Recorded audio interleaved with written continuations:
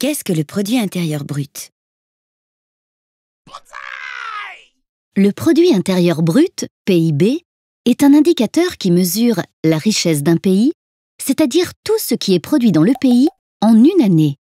Pour calculer ce PIB, une des possibilités est d'additionner les valeurs ajoutées de tout ce qui est produit dans le pays. On distingue deux types de valeurs ajoutées. Les valeurs ajoutées des productions non marchandes, c'est-à-dire celles produites par les administrations, comme une heure de cours réalisée par un enseignant. Et les valeurs ajoutées des productions marchandes, c'est-à-dire celles produites par des entreprises privées. Elles sont égales à leur chiffre d'affaires, c'est-à-dire le prix des produits, multiplié par la quantité de produits vendus, moins l'ensemble des biens et des services détruits ou transformés lors du processus de production, c'est-à-dire les consommations intermédiaires. La notion de prix se retrouve donc dans les valeurs ajoutées utilisées pour le calcul du PIB. On parle de PIB nominal. Or, si les prix augmentent d'une année sur l'autre, le PIB va augmenter, alors que la quantité produite n'aura pas augmenté.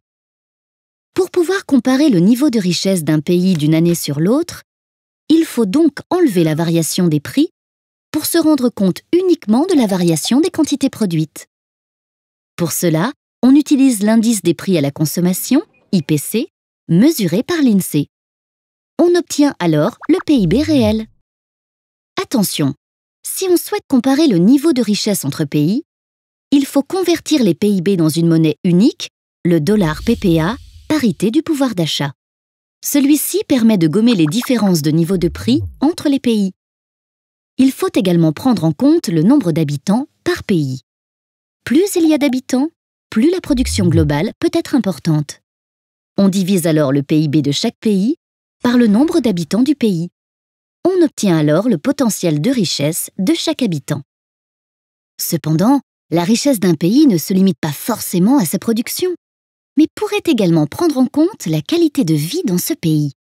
D'autres indicateurs, comme le bonheur intérieur brut, BIB, intègrent la santé ou l'équilibre entre la vie professionnelle et la vie de famille, par exemple. Ces nouveaux critères sont encore difficilement mesurables, mais permettent d'entrevoir une nouvelle approche de l'économie.